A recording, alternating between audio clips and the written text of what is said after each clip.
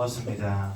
고맙습니다. 감사합니다. 감사합니다. 주님 안에서 사랑합니다. 주님 안에서 사랑합니다. 오늘은 제 5강 말씀, 하나님의 방법 그리스도 라는 제목으로 말씀 나누겠습니다. 마태복음 16장 16절 신약성경 첫 번째 성경이고요. 마태복음 16장 16절 말씀 함께 보시겠습니다.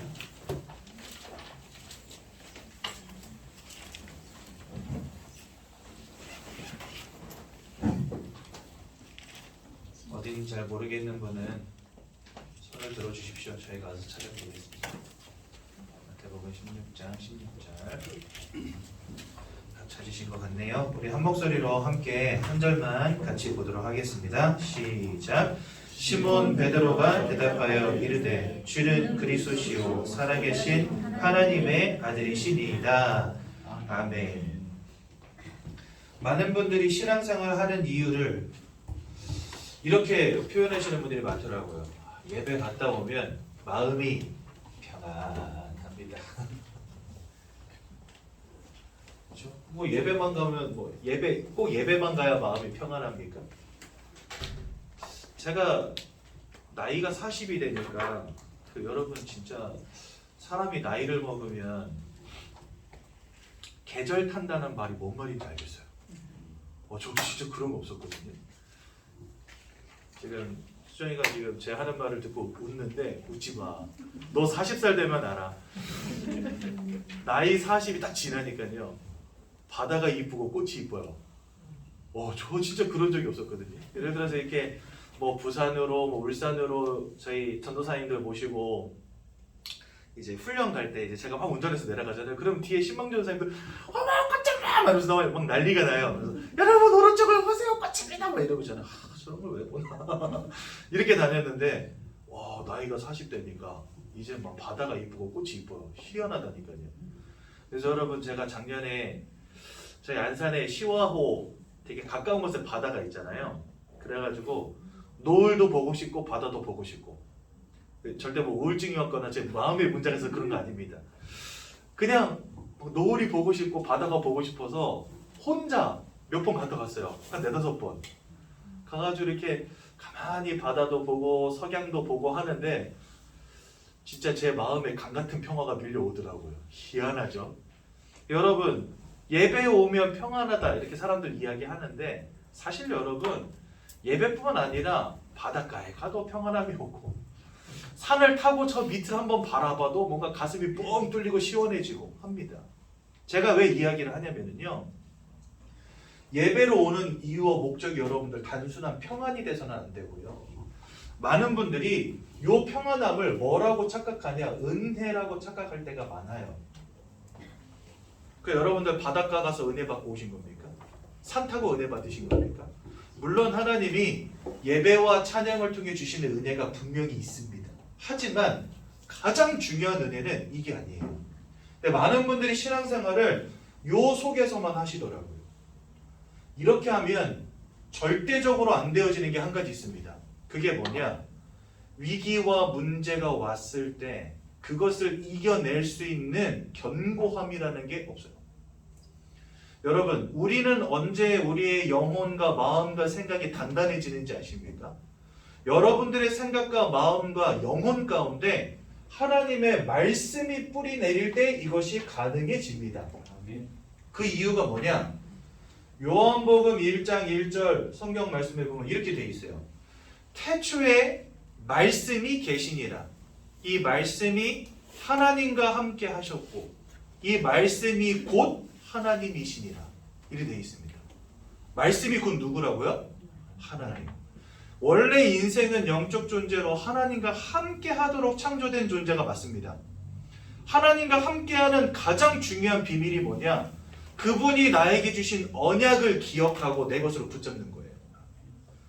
여러분들 기독교를 제가 어저께 이렇게 어떤 한 성도님 한 분을 만나서 이렇게 말씀을 나누는데 그분한테 제가 물어봤어요. 혹시 기독교에 별명을 아십니까? 그랬더니 개독교? 이러시더라고요. 요즘 세상이 기독교를 개독교라고 많이 욕하고 목사님을 먹사라고 하고 예수님을 사막귀신이다 이렇게 막 엄청 비하해서 말하거든요. 그래서 기독교의 별명이 뭔지 아세요? 물어보니까 개독교? 이러시더라고요. 여러분, 좋은 의미로 기독교의 별명이 뭐냐면 언약의 종교입니다. 하나님은 처음부터 말씀을 주세요. 아담과 하와를 창조하자마자 뭘 주시냐? 말씀을 주세요. 그리고 아담과 하와가 창세기 3장에서 선악과를 따먹고 타락한 이후에도 바로 말씀을 주십니다. 하나님은 때마다 시마다 인생을 향해서 뭘 주시냐? 말씀을 주세요. 왜요? 말씀을 기억하고 말씀을 붙잡고 말씀 안에 뿌리 내리는 것이 하나님과 함께하는 최고의 축복과 비밀인 거예요. 그래서 여러분, 우리가 그냥 교회에 오면 아이고 평안해요, 뭔가 찬양하면 마음이 평안해요, 뭔가 기도하면 마음이 평안해요, 여기에서 멈추면 절대 안 됩니다. 특히 우리 새가족 성도님들은 여기서 멈추면 절대 안 됩니다. 교회는 마음 평안해지자고 오는 곳이 절대 아닙니다. 여러분들의 영혼과 여러분들의 마음과 생각을 살리는 능력이 말씀 속에 있어요. 왜요? 말씀이 곧 하나님이시기 때문에. 그래서 강단을 통해 주시는 말씀을 들어야 되고, 또 제가 이렇게 전하는 말씀을 여러분들 귀 기울이고 정말 정확하게 들으셔야 됩니다. 그게 여러분들의 영혼에 깊이 각인되고 여러분들의 생각과 마음에 뿌리 내려질 때 여러분들의 영혼이 치유되어지고 마음과 생각이 치유되어지는 거예요. 이게 어떤 응답으로 오냐? 결코 흔들리지 않는 믿음과 그 다음에 인생의 견고함으로 오는 겁니다. 여러분. 왜 많은 성경의 그 믿음의 위인들이 순교 앞에서 당당할 수 있었을까요? 하나님 주시는 말씀이 나에게 확신이 된 겁니다. 그분이 예수를 통해서 나에게 성취되어진 구원, 예수를 통해서 나에게 허락되어진 천국, 예수를 통해서 나에게 허락되어진 영생, 이것이 확신이 된 거예요. 저희 교회 장로님 가운데 엄기홍 장로님이라고 계십니다. 엄기홍 장로님의 어머니 권사님이 몇 년 전 소천하셨어요. 새벽 예배 마치고 제가 담임 목사님을 모시고 급히 저기 성포동에 있는 사랑의 병원으로 간 겁니다. 이제 지금 막 돌아가실 것 같으니까 와서 마지막으로 기도해달라. 그래가지고 담임 목사님을 찾아갔거든요. 근데 금방 돌아가실 얼굴이 아니야. 이미 숨을 꼴딱꼴딱하고 그 다음에 굉장히 여기 주영이가 와 있었네. 할머니 이야기인데 숨이 꼴딱꼴딱 하시고 그 다음에 그런데도 불구하고 얼굴이 너무 평안하신 거예요. 그래서 같이 예배하고 그 다음에 담임 목사님 손잡고 기도하고 그리고 나서 손 잡고 있는데 이렇게 심장 박동 그 수치 보여지는 기계 있죠. 거기에 그 수치가 점점 낮아지더니 삐 하고 돌아가시는 거예요. 근데 그 돌아가시는 얼굴이 너무나 평안한데 돌아가시기 전에 인사를 하는데 뭐라 인사하시냐? 나 이제 천국 갑니다. 목사님 너무 감사합니다. 행복합니다. 이렇게 하고선 돌아가셨어요. 그래서 제가 그걸 보면서 와, 너무 깜짝 놀란 거 있죠. 어떻게 죽음 앞에 의연할 수 있을까? 말씀이 확신이 되면 그게 가능해집니다. 이거 안 되면은요, 불신자들은 자기 안 죽으려고 막 숨이 꿀떡꿀떡 넘어가기 전에 막 피토하고 막 살려달라 소리 지르고 난리 납니다. 왜 그럴까요? 하나님이 주신 말씀의 견고함이 그 마음과 영혼 속에 없는 거예요. 그래서 여러분들 그냥 예배 드리면 안 돼요. 가서 예배하고 찬양하고 기도했더니 평안하더라 이러면 안 됩니다. 그렇게 따지면 여러분 절에 한번 갔다 와 보세요. 산 중턱에. 또 암자는요 되게 희한합니다. 주변에 나무가 많으니까 막 새들 지저귀지요. 뒤에는 꼭 청이 하나 흘러. 그래가지고 가서 이렇게 앉아있으면요 물소리 졸졸졸졸졸 흐르고 새가 짹짹짹짹 대고 거기 가가지고 향냄새 좀 맡으면서 앉아가지고 쉬고 있으면요 여름에 특히 나무 그늘에 앉아가지고 바람 한번 훅 불면 너무 시원하고 좋아. 진짜 평안함을 원한다? 여러분 저 산에 있는 절에 가는 게 100배 날 겁니다. 교회보다. 우리는요 단순히 이것 때문에 예배하는 자들 되면 안 됩니다. 여러분들이 예배하고 교회 오는 목적이 뭐가 돼야 되냐? 나는 오늘 죽어도 하나님 말씀을 나의 것으로 붙잡겠다, 이것으로 오셔야 돼요. 왜요? 기독교는 말씀의 종교이기 때문에, 또 말씀 자체가 하나님이시기 때문에, 그리고 이 말씀을 붙잡는 것 자체가 나의 영혼과 나의 마음과 생각을 치유하고 살리는 능력이기 때문에. 그래서 여러분들 새가족분들은 특히나 여기에 더 집중하셔야 돼요. 목사님이 주시는 말씀 속에서 나에게 적용되어지는 부분들이 날마다 발견되어져야 됩니다. 그게 바로 말씀을 붙잡는 방법이거든요. 그래서 기독교는 평안의 종교가 아닙니다, 여러분.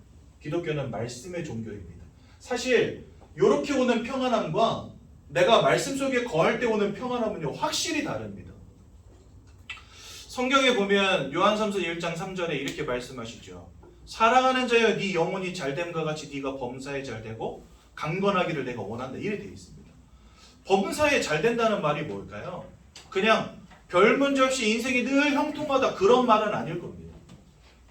범사에는 좋은 일도 있지만 나쁜 일도 있거든요. 막 행복한 일도 있지만 슬픈 일도 있거든요. 잘 되는 일도 있지만 실패와 같은 일들도 오거든요. 인생은요. 인생은 굴곡이 있지 않습니까? 그렇죠? 그것처럼 인생에 어떠한 문제가 오더라도 그게 내 마음을 흔들지 못할 만큼 견고함이 온다는 거예요. 그게 범사에 잘 되는 방법입니다. 실패할 때도 그 속에서 낙심하지 않고 주님 바라보며 이겨낼 수 있는 믿음. 잘 될 때는 하나님께 더욱더 감사하며 기뻐할 수 있는 믿음. 이게 범사에 잘 되는 거예요, 여러분. 그게 어디서부터 시작되냐? 내 영혼이 잘 되는 것. 즉 하나님의 말씀을 나의 언약으로 붙잡는 것. 여기서부터 시작되는 겁니다. 그래서 우리 새가족 성도님들은요, 진짜 말씀을 붙잡으셔야 되고요. 요거 말씀 붙잡지 않으면 내 나름대로의 신앙생활 됩니다. 이거 진짜 큰일 나거든요.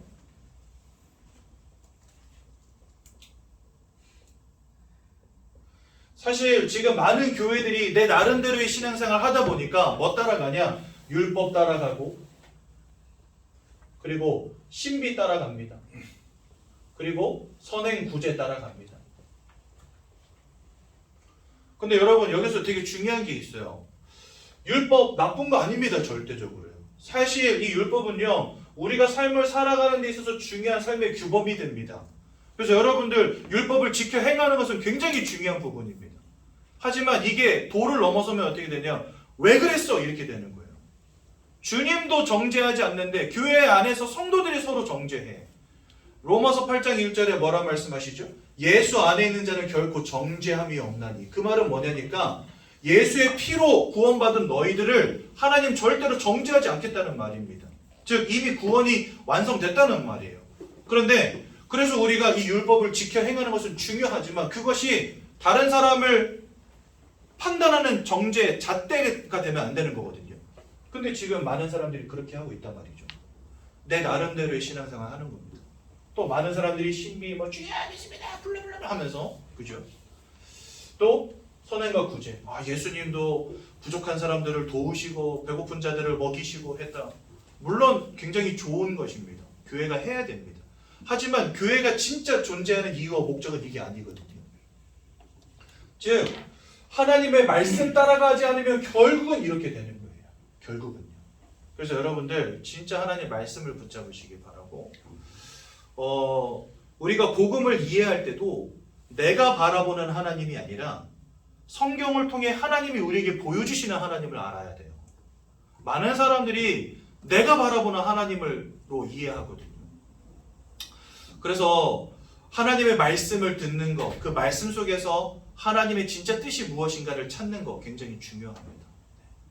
아무튼 뭐 더 깊게 많이 나눌 수 있겠지만 여러분들 이제 새가족이시고 그다음에 이제 하나님이 누구신지 차츰차츰 알아가는 그런 상황이니까 딱 한 가지만 붙들고 가시면 됩니다.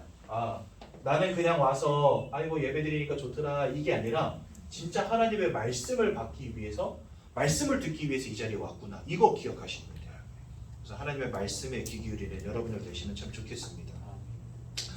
오늘은 5과 하나님의 방법 그리스도인데요. 지난주 4과가 인간의 방법이었잖아요. 인간의 방법, 철학과 헛된 속임수, 이것으로 너희들을 속이고 너희들을 무너뜨리니까 주의하라 이렇게 말씀하시면서 그것은 그리스도를 따름이 아니요 세상의 초등 학문을 따르는 것이다, 이렇게 골로새서에 보면 2장 8절에 나와 있죠. 즉 우리에게 와 있는 문제는 하나님을 잃어버린 영적인 문제이기 때문에 세상의 육신의 방법으로는 해결이 불가능하다는 겁니다. 인간의 방법이 나쁘다는 게 아니에요. 참 좋은 것들이지만 좋은 것이 꼭 진리가 될 수는 없다는 거, 이걸 말하는 거예요. 그래서 우리가 공부도 열심히 하고 세상에서 성공도 하고 선행도 하고 구제도 해야 되지만 이러한 것으로는 구원받을 수 없다는 겁니다. 그것은 참 좋은 것들이지만 구원과는 상관없는 것들이라는 거예요. 그래서 우리는 우리가 생각하는 인간의 방법이 중요한 게 아니라 하나님이 우리에게 주신 하나님이 주신 방법을 알아야 된다는 겁니다. 바로 이런 게 차이인 거예요, 여러분. 우리가 구원이라는 것을 놓고 볼 때, 그렇죠? 또 성공과 축복이라고 하는 것들을 놓고 볼 때, 우리는요, 우리 기준으로 우리 생각으로 이것들을 바라보잖아요. 그게 바로 인간의 방법이라는 거죠. 그런데 성경은 이 구원과 성공과 축복이라는 것을 놓고 하나님이 뭐라고 말씀하시냐 하는 것을 아는 게 중요하다는 겁니다. 그래서 하나님의 방법 그리스도라는 제목의 이 메시지가 나오게 된 거예요. 여기 보면 뭐 하나님의 사랑, 예수님의 은혜, 예수 그리스도, 그 다음에 그리스도의 조건 이렇게 네 가지로 나와 있는데 저와 같이 구원에게 말씀을 함께 나누면서 이 부분을 좀 구체적으로 다루도록 하겠습니다. 그래서 오늘도 우리는 예수 그리스도의 이 복음의 비밀, 이 구원의 길의 말씀을 들어야 됩니다. 성경은 하나님께서 사람을 창조하셨다 말씀하십니다. 창세기 1장 27절, 28절에 이렇게 말씀하세요. 창세기 1장 27절에 보니까 하나님께서 하나님의 형상을 따라 사람을 영적 존재로 만드셨다라고 말씀하십니다. 그 코에 생기를 불어넣을 때, 그거는 창세기 2장 7절에 나와요. 땅의 흙으로 사람의 모양을 빚으시고 코에다가 생기를 불어넣으니 살아있는 영이 되었다, 생명이 되었다 이렇게 말씀하시거든요. 즉 우리는 살아있는 영적 존재로 특별하게 지음받은 존재들입니다. 그러니까 하나님이 이렇게 우리를 지으신 이유가 뭐냐? 이게 중요하죠. 그 이유는 다른 거 아닙니다. 우리로 하여금 생명의 축복을 누리는 원리 가운데 우리를 지으신 거예요. 예를 들어서 하나님 피조물들을 지으실 때 그 피조물들에게 절대적 원리를 하나씩 주십니다. 이 원리를 떠나서는 살 수 없도록 만드신 거예요. 예를 들자면 물고기, 물을 떠나 살 수 없죠. 나무는요, 땅에서 뿌리 뽑혀서는 살 수 없어요. 새는요, 저 공중을 잃어버리고서는 살아갈 수 없는 존재들입니다. 그것처럼 사람을 지으실 때 사람에게도 하나님이 절대적인 원리를 하나씩 주셨다는 겁니다. 뭐 하나님이 주신 원리가 있다는 거예요. 내가 생각할 때 나는 이거 있어야만 살 수 있어. 그게 아니라 하나님이 여러분들에게 주신 게 뭔가를 알아야 된다는 거예요.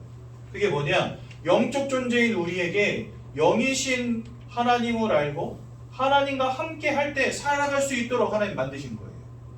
그래서 하나님과 함께하기 위해서 우리는 영적 존재여야 됩니다. 영이신 하나님을 알기 위해서 영적 지식을 가진 영적 존재여야 되는 거예요. 영혼을 가진 영적 존재여야만 하는 거예요. 그래서 하나님 우리를 이렇게 특별하게 영적 존재를 만드신 겁니다. 하나님과 교제하고 하나님과 함께하고 하나님 주시는 축복을 누리라고. 우리는 원래부터 지음 받을 때부터 하나님을 알며 하나님과 함께하는 존재를 하나님 만드신 겁니다. 그런데 어느 날 아주 중대한 문제가 벌어집니다. 그것을 우리는 인생의 근본 문제라고 하거든요. 원래부터 존재했던 녀석이 있어요. 성경은 그 이름을 사단이라고 합니다. 하나님을 대적하여 타락한 영적 존재가 있다고 성경은 말씀하시거든요. 이 영적 존재 사단이 아담과 하와를 속여서 하나님이 따먹지 말란 선악과를 따먹는 원죄를 짓게 합니다. 창세기 2장 17절에 보면 하나님이 선악과 언약을 주시면서 이거 먹는 날에는 정령 죽으리라 이렇게 하면서 선악과를 주셨거든요. 근데 사단이 그 말씀을 불신앙하고 불순종하게 만들어버려요. 그래서 결국은 선악과를 따먹게 만들고 그 결과로 하나님을 떠나는 문제 가운데 빠지게 만들어버립니다. 그래서 로마서 3장 23절에 보니까 모든 사람이 죄를 범하였으며 하나님의 영광에 이르지 못하게 되었다. 즉 하나님과 단절된 인생이 되었다고 말씀하십니다. 그러니까 여러분들 여기서 우리가 진짜 중심으로 봐야 될 것은 바로 이거 3번입니다. 왜요? 물고기가 물을 잃어버리는 것, 나무가 땅에서 뿌리 뽑히는 것, 새가 공중을 잃어버린 것, 그게 바로 뭡니까? 그게 바로 사망이죠. 그래서 하나님과 함께해야만 살 수 있는 영적 존재 사람이 하나님을 잃어버린 것 자체가 사망입니다. 그래서 하나님의 영광에 이르지 못하게 되었다. 이것 자체가 우리에게 영적 사망이 되는 거예요. 에베소서 2장 1절에 죄와 허물로 인하여 죽었던 너희를 살리셨다 이렇게 말씀하시거든요. 즉 하나님을 잃어버린 채 하나님을 떠나 영적 사망 가운데 떨어지게 된 겁니다. 언제부터요? 이 근본 문제 때문에 아담과 하와가 선악과를 따먹은 이 문제 때문에 모든 사람들이 죄악 가운데 사망 가운데 빠지게 된 것입니다. 그래서 여러분들이 지금 이와 같은 영적인 배경 속에 살아가다 보니까 하나님과 함께하는 축복을 누려야 되는데 하나님을 잃어버리다 보니까 인생에 갖가지 문제가 시작이 된 겁니다. 그것을 우리는 6가지로 정리를 했거든요. 첫 번째는 뭐냐? 지난주에 경남 양산에 사시는 어떤 분이 이 자리에 오셨었어요. 경남 양산이니까 매주 오실 수가 없잖아요. 그래서 지난주 한 주 딱 오신 거예요.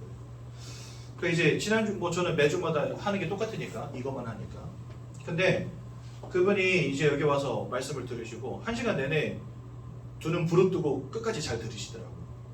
그리고 이제 그분이 이제 친구 만나러 왔다가 친구와 같이 교회 와서 이제 말씀을 듣고 가신 거거든요. 근데 그 친구분한테 연락이 왔어요. 뭐라고 연락이 왔냐? 경남 양산에서 온 친구랑 같이 와서 말씀을 들었는데 다 자기 얘기라서 깜짝 놀랐다는 거예요. 그래가지고 그 지역에 있는 우리 교단 내 교회에 연결해 주시면 자기가 말씀 듣고 교회 가고 싶다 이렇게 연락이 왔어요. 너무나 신기하죠. 그분 평소에 교회 한 번도 다녀본 적도 없고 일평생 그냥 하나님 알지 못한 채 살아오셨던 분이에요. 근데 영적인 눈을 뜨고 내 인생이 무엇인가, 인간이 누구인가를 두고 바라보니까 이 속에서 내가 이런 6가지 상태 속에 빠져 있을 수밖에 없는 이유가 바로 이거였구나 라고 발견되신 거겠죠. 물론 한 번 들었는데 그게 전체가 다 이해되진 않겠지만 이 6가지가 다 자기 얘기라는 거예요. 자기 가정 이야기, 자기 부모 이야기, 자기 자신의 이야기라는 거예요. 여러분들 신기합니다. 사람은 영적 존재이기 때문에 여기서 자유로울 수가 없어요. 누구든 마찬가지입니다. 하나님이 영적 존재로 만드시고 그 다음에 하나님을 잃어버린 순간부터 죄와 사단을 통한 사망이 이 땅 가운데 들어왔기 때문에 모든 사람들 이 가운데 살아가고 있다니까요. 저는 현장에서 복음 전할 때 이런 분들 너무나 많이 만나봤어요. 왜 제 얘기 하시냐고. 다 자기 얘기래요. 여러분들 밖에 나가보십시오. 사람들이 화장 이쁘게 하고 옷 예쁘게 입고 돌아다니니까 인생이 별 문제 없는 것 같지요. 속은요 골마 터졌어요. 다른 사람들에게 말하지 못할 개인의 문제, 가정의 문제, 가문의 문제 다 가지고 살지만 여러분들 그거 어디 다른 데 가서 말합니까? 말 안 하죠. 그냥 만나면 서로 좋은 이야기 하죠. 잘 살고 있냐? 돈은 많이 벌었냐? 올해는 좀 성공하길 바란다. 아이고 새해 복 많이 받아라. 이런 이야기 하지. 나 사실은 어머니가 이런 문제 있고 나 밤마다 악몽 꾸고 힘들고 진짜 친한 사이가 아닌 이상 그런 거 우리 공유하지 않잖아요. 너무나 많은 사람들, 모든 사람들이 다 있는 거예요. 근데 이렇게 되어질 수밖에 없는 이유가 뭐냐? 하나님 잃어버렸어요. 물고기가 물을 잃어버린 문제 가운데 지금 여러분들이 있다는 겁니다.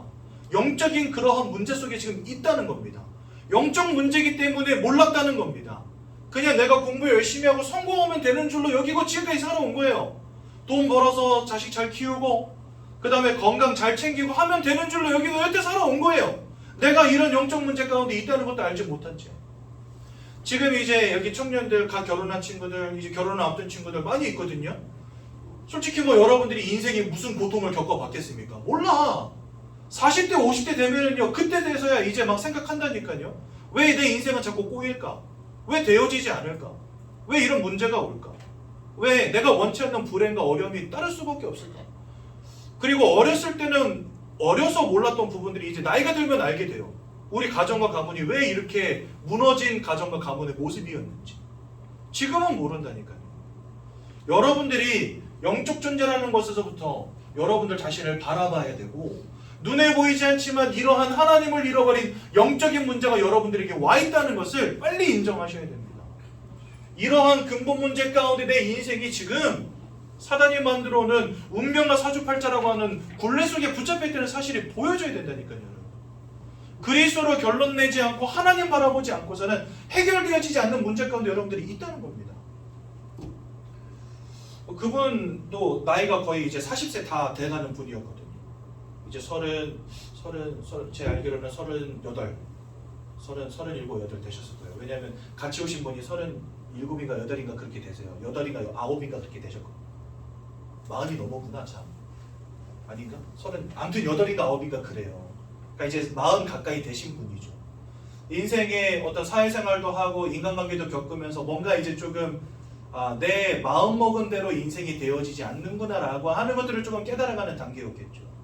그런 속에서 내가 왜 이런 문제 가운데 있을 수밖에 없는가에 대한 근본적인 부분을 만져주니까 이게 다 내 이야기라고 말할 수밖에 없는 거죠.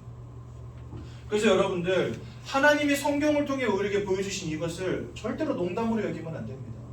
어리석은 자는 그 마음에 이르기를 하나님이 없다 하는도다 이렇게 말씀하시거든요.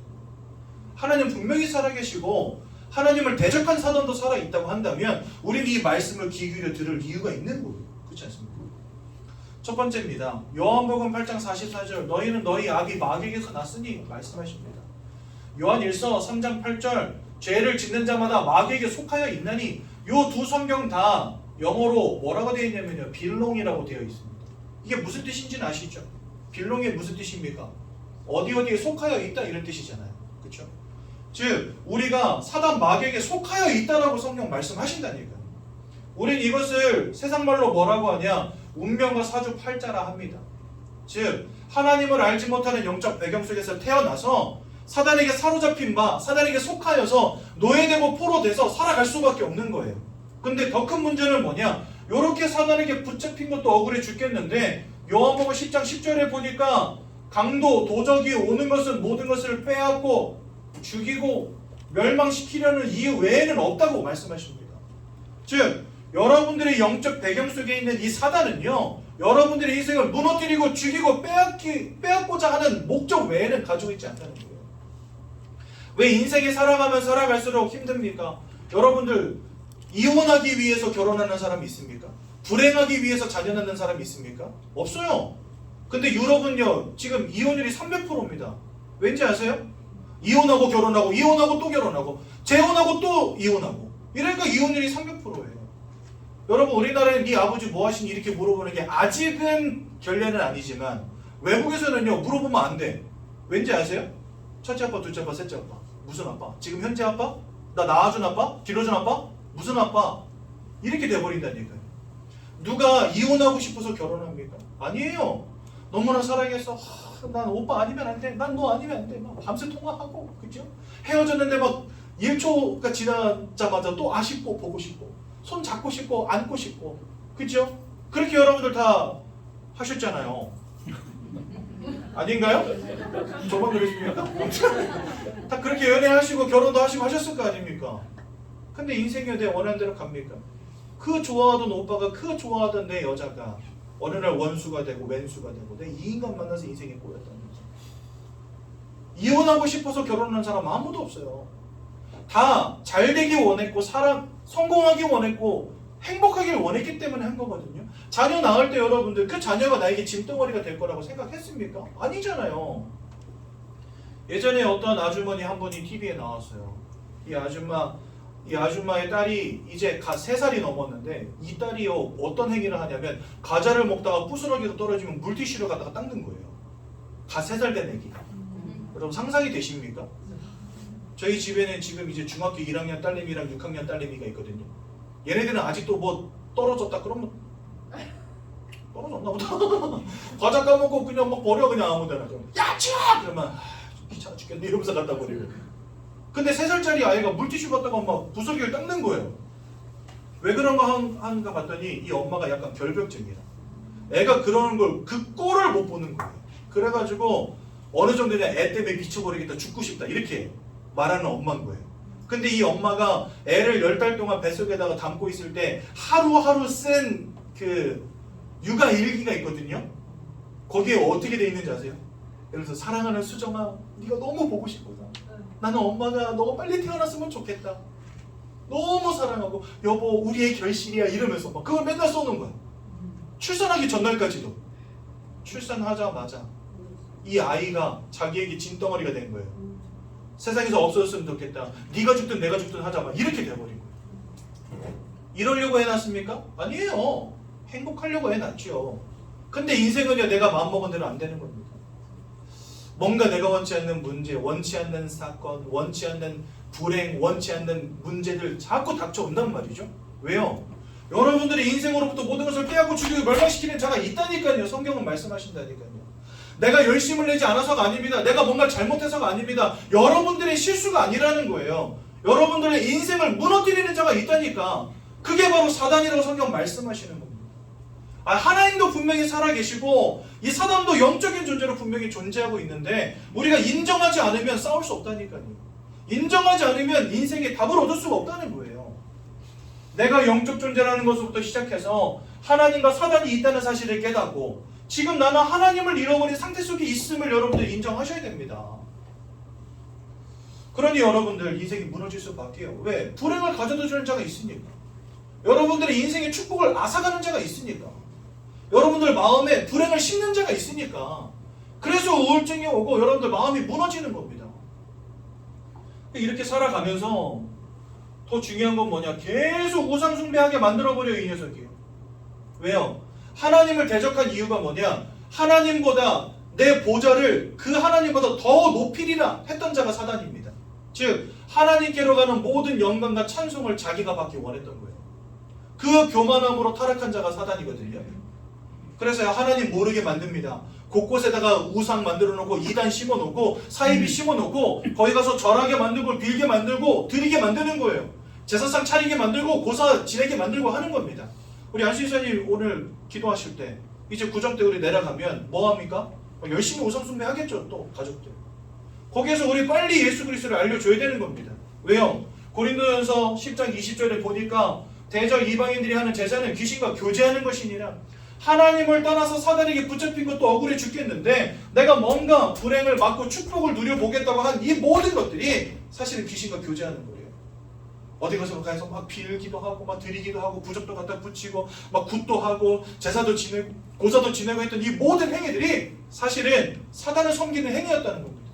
여러분들 우리 이거 알지도 못한지 이게 5,000년 6,000년 막 문화처럼 전통처럼 우리 민족 따라 내려왔잖아요. 그렇죠? 사람들은 지금 이거 왜 해야 되는지도 모르고 그냥 부모가 했으니까 하고 있고 자기 조상들이 해왔으니까 하고 있고 안 하면 큰일 날 것 같고 그래서 하고 있단 말이죠. 근데 결국 그게 귀신 섬기는 겁니다. 얼마나 여러분들 진짜 화나고 짜증나는 일입니까? 그렇지 않습니까? 이것 때문에 여러분들 가정 가문이 풍비박산 나는 거라니까요. 내가 좀 복을 받아보겠다고 해왔던 이 모든 것들이 결국은 도적 같은 놈을 이 강도 같은 놈을 우리 집에 늘 들락날락하게 하는 통로가 됐다는 거예요, 여러분들. 아니 강도 왔는데 문 열어주면 되겠습니까, 여러분? 사기꾼 왔는데 문 열어주면 되겠어요? 근데 그 짓을 맨날 하고 있었던 거예요, 우리가. 대대손손 행했던 거예요. 그러니 그 영혼과 마음과 생각과 삶과 육신이 무너질 수밖에요. 무너질 수밖에요. 그러니 여러분들 어떻게 마음이 평안합니까? 내가 평안해야지, 오늘은 행복해야지, 오늘은 좀 기뻐야지 한다고 여러분들 행복이 옵니까? 그런들 슬픔이 물러갑니까?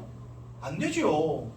그래서 빌립보서 4장 6절에서 7절에 보니까 4장 7절에서 8절에 보니까 뭐라 말씀하십니까? 모든 지각에 뛰어난 하나님의 평강이 우리 마음과 생각을 지키셔야 된다 이렇게 돼 있어요. 하나님이 지키셔야지 내가 마음 먹는 대로 되는 게 아닙니다, 여러분. 이렇게 마음이 무너진 시대. 많은 사람들이 약을 먹지 않으면 잠을 자지 못하고 약을 먹지 않으면 분노를 조절하지 못하고 약을 먹지 않으면 이제는요 아무것도 할 수 없는 그런 시대가 됐다니까요. 슬픔이 몰려오고 우울증이 몰려오는데 이게 어떻게 해도 해결이 되어지지 않는 거예요. 그래서 이 시대를 정신병 시대라고 합니다. 전문가들이 그렇게 이야기합니다. 신학자들이 이야기하는 게 아니라 사회 전문가들이 말하는 거예요. 이 시대가 정신병동이 되었다고. 그러니 여러분 그 삶과 육신이 어떻겠습니까? 무너질 수밖에요. 이유 없는 실패 계속 오는 겁니다. 중독의 문제 빠지는 겁니다. 여러분들 저도 8년이나 게임 중독 빠져 있었거든요. 얼마나 빠져 있었냐? 학교를 안 갔어요. 시험을 안 쳤어요. 과제를 안 냈어요. 그럼 어떻게 되겠습니까? 5F짜리 성적표를 받았다니까. 이 중에 혹시 대학 다니면서 5F 성적표 받아보신 분 있습니까? 제 유일성의 응답을 누리는 사람입니다. 제가. 2박 3일 동안 PC방에서 안 나왔어요. 근데 2박 3일 만에 나왔어요. 아직도 눈이 또롱또롱하고 정신이 멀쩡한데 잠이 안 와. 2박 3일을 잠도 안 자고 게임을 했는데 근데 PC방에서 나왔다니까. 왜 나왔을까요? 돈 떨어져서. 그래가지고 집에 가서 돈 챙겨오려고 나오던 사람입니다. 제가. 여러분들 완전 무너진 인생, 그 삶이 완전 박살난 인생 아닙니까? 무려 8년을 그렇게 살았다니까요. 왜 그랬는지 몰랐어요. 저는 이속이 있었던 겁니다. 안타깝지만 제가 안타깝지만 이속이 있었던 겁니다. 인생을 내 힘으로 어떻게 이겨낼 수 있는 힘이 있다 하더라도 그 힘으로도 부족해. 왜요? 모든 것을 빼앗고 죽이고 멸망시키는 자에게 그 영혼과 마음과 생각과 삶과 육신이 꽉 붙잡혔는데 어떻게 헤어나옵니까 여러분? 예수 만나지 않으면 안 되는 거예요.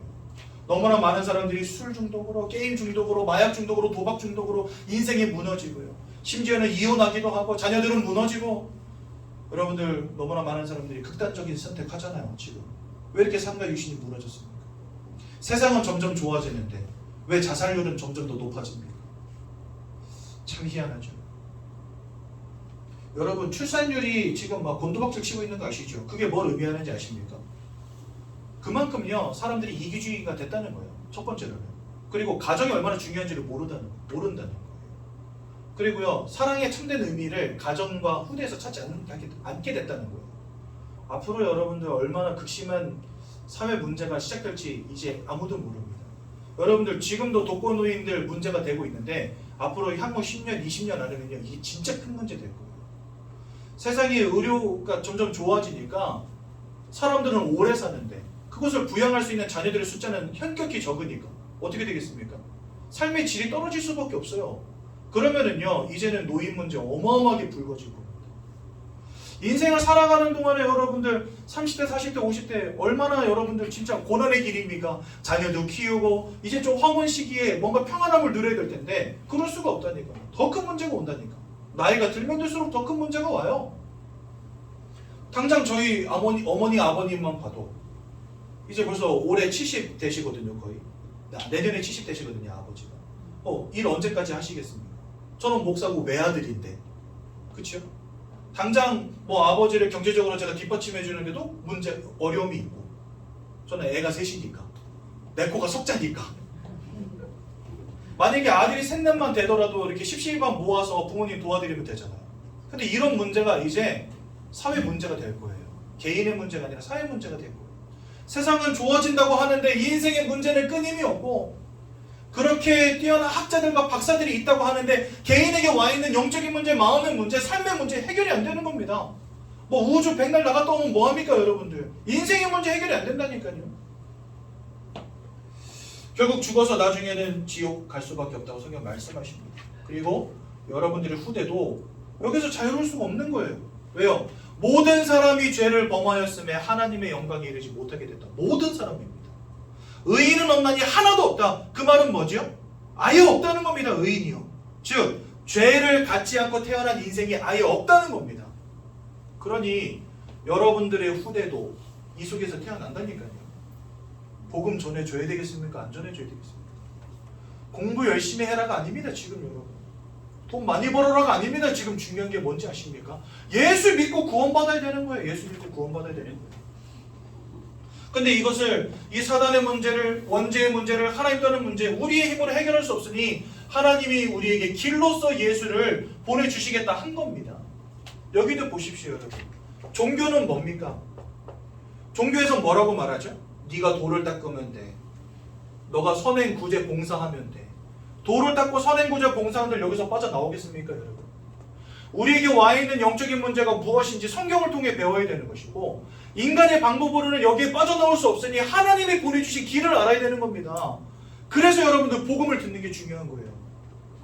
하나님이 예수를 이 땅에 보내셨습니다. 세 가지 일을 하셨어요. 요한일서 3장 8절 초반에는 뭐라 되어 있냐? 죄를 짓는 자마다 마귀에게 속하였다 이렇게 말씀하시지만 아들이 나타나신 것, 아들이 누굽니까? 바로 예수 그리스도를 말하는 겁니다. 아들이 나타나신 것은 이 마귀가 하는 모든 일을 멸하기 위함이니라. 예수 그리스도는 사단의 권세를 꺾을 유일한 왕적인 권세를 가지신 분이세요. 그래서 예수님을 우리는 참 왕이라고 부릅니다. 여러분. 또한 로마서 8장 1절에서 2절에 보니까 예수 안에 있는 자는 결코 정죄함이 없나니 모두가 다 이 원죄의 문제 가운데 태어나고 죄악 가운데 살아가는데 예수 그리스도 안에만 들어오면 죄인이 아니래요. 왜요? 예수 안에 있는 생명의 성령의 법이 죄와 사망의 법에 묶여있던 너희를 해방하였기 때문이니라. 그래서 예수님은 참된 제사장으로 이 땅에 오셔서 우리의 죄악의 문제, 저주의 문제를 꺾으신 유일한 하나님이 되시는 겁니다. 또한 요한복음 14장 6절에 내가 곧 길이요 진리요 생명이니 나로 말미암지 않고는 하나님 떠나버린 이 인생이 하나님 만날 수 없느니라 말씀하십니다. 즉 예수를 통해서만 하나님께로 갈 수 있는 거예요. 예수를 통해서만 하나님 만나는 거예요. 내가 착하게 산다고 하나님 만나는 게 아닙니다. 죄 안 짓고 열심히 산다고 하나님 만나는 게 아닙니다. 여러분들 태어난 순간부터 죽는 그날까지 죄 하나도 안 지어도 여러분들 죄인이라는 사실 기억하세요. 왜요? 요 원죄 문제 가운데 태어나고 자라거든요. 이 원죄로 말미암은 사망의 문제가 여러분들에게 와 있거든요. 내가 죄를 아무리 안 지어도 여러분들 이미 사망 가운데 있는 겁니다. 예수를 통한 생명 얻지 않으면 구원받을 수 없는 겁니다. 그래서 내가 죄를 짓지 않는 게 중요한 게 아니고 나를 구원하신 주님을 만나는 게 중요한 거예요. 그래서 예수님은 하나님께로 나아가는 참 선지자가 되십니다. 이분이 2000년 전에 이 땅에 오셔서 우리를 위해서 고난당하시고 고통당하시고 우리를 위해서 물과 피를 다 쏟으시고 우리를 위한 생명을 내어주시고 돌아가신 지 3일 만에 부활하심으로 우리를 구원하신 구원자로서의 증거를 우리에게 보이셨습니다. 그래서 예수님을 우리 누구라고 부릅니까? 바로 그래서 그리스도라고 부르는 겁니다. 왕적 권세, 제사장적 권세, 선지자적 권세를 가지고 사단의 권세, 죄악의 문제, 하나님 떠난 문제를 십자가 위에서 영원히 완전히 단번에 끝내신 그 예수님을 우린 그리스도라고 부르는 겁니다. 아멘.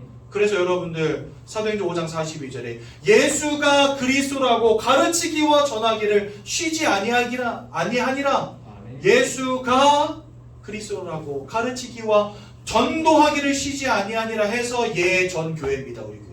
아멘. 예수 그리스도의 언약을 붙잡고 전하는 자, 그 축복을 누리자고 세운 교회가 바로 우리 교회거든요.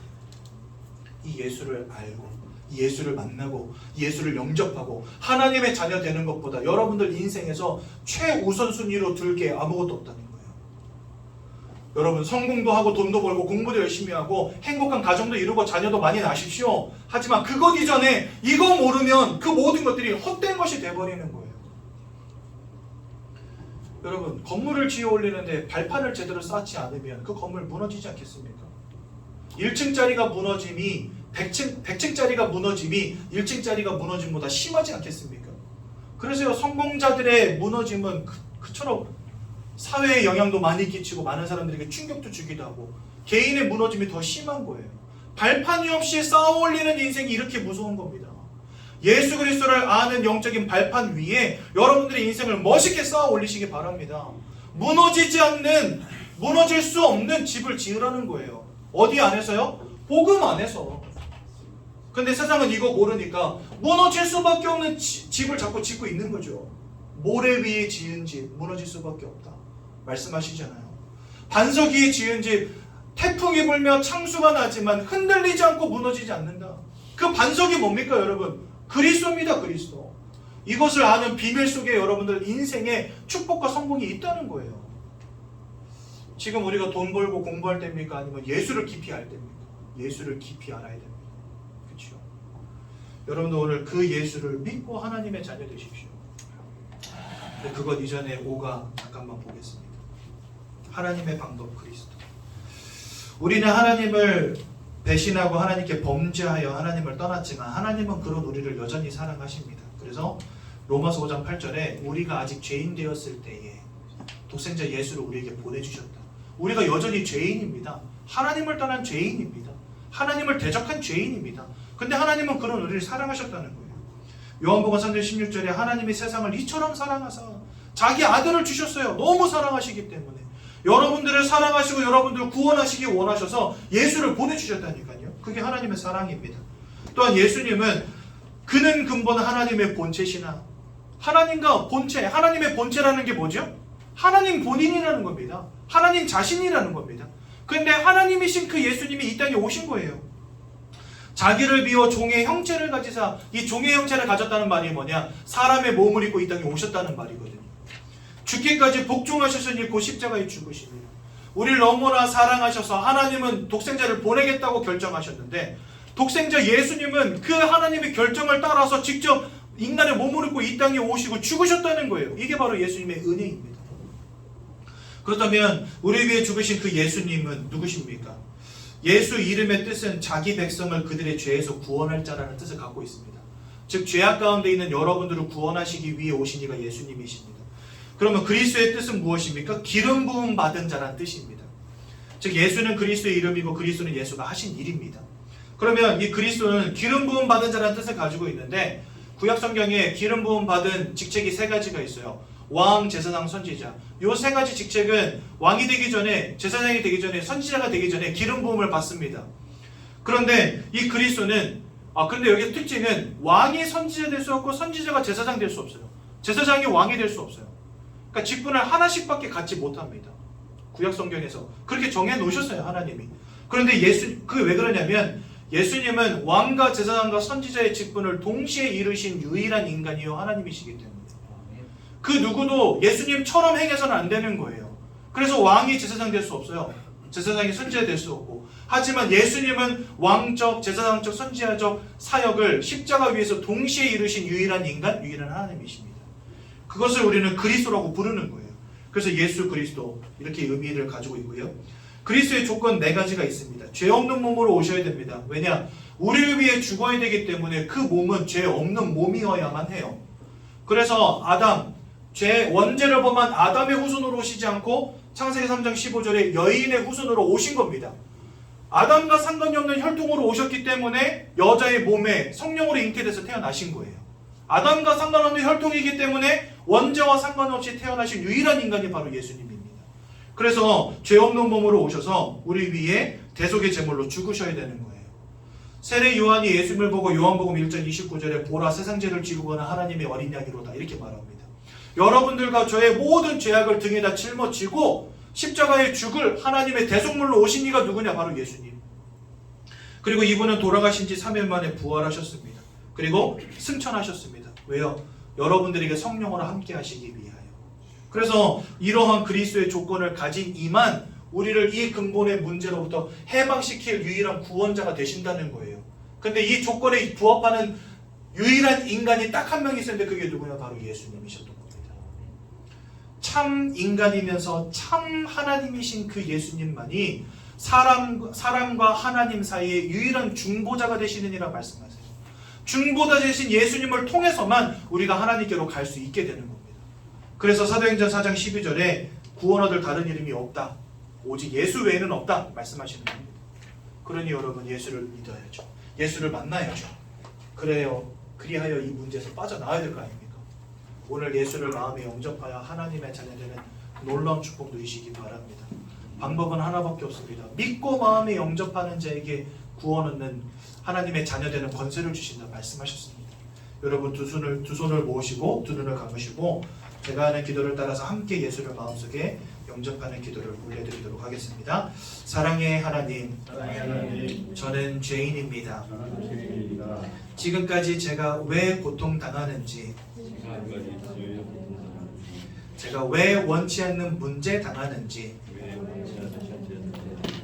알지 못한 채 살아왔습니다. 이것이 하나님 떠난 문제임을, 죄와 저주의 결과임을, 사단에게 사로잡힌 결과임을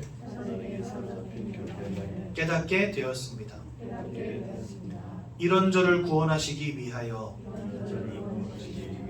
예수님께서 이 땅에 오셔서 십자가 위에서 죽으시고 그리스도로서 나를 위한 구원을 완성하심을